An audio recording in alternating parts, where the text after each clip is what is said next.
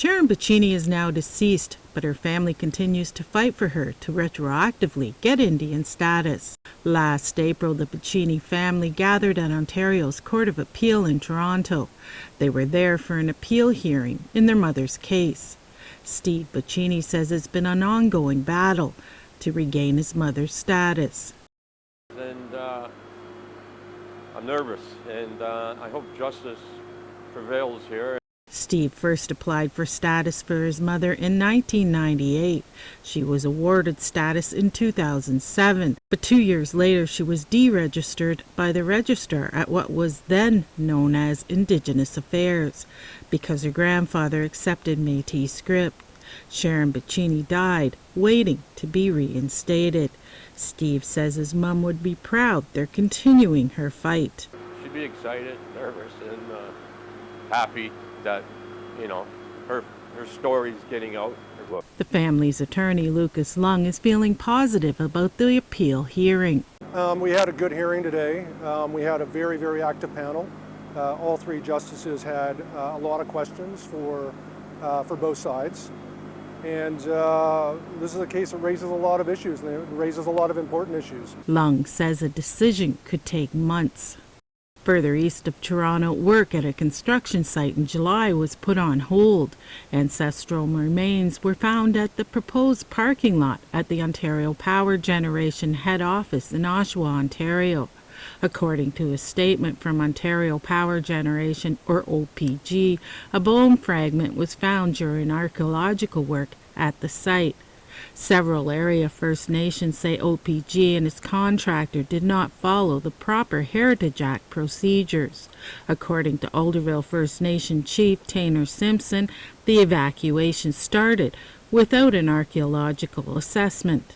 We asked for a stop to the excavation. There were already soil piles on site. So the proponent, OPG, agreed to halt everything, and they also agreed to sift all of the piles that were there. So it was estimated that it was going to take 40 days of screening and sifting all the soil piles to do it all. Simpson says the full scale of the destruction won't be known until all the material has been screened.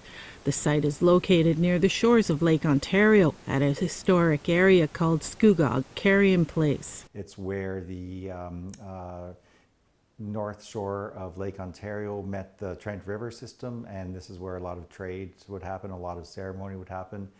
According to OPG's statement, it is committed to working with the First Nations to ensure a full investigation is complete. A few hours northwest of Oshawa, Saugeen First Nations celebrated a huge victory. In August, they won the fight to be recognized as the rightful owner of a popular destination. 2 years ago, they won the battle at the Ontario Court of Appeal. And in August, the Supreme Court of Canada upheld that decision. The nice weather held off for a private community celebration on their prime beachfront property. Over 200 kilometers of it was not included in the reserve due to a surveying error in 1854. Councillor Sonia Root says it's been a fight for generations. When I was a kid, I remember my dad was on band council at that time, and he showed me where the boundary was, and he told me one day we're going to get that back. That's our beach.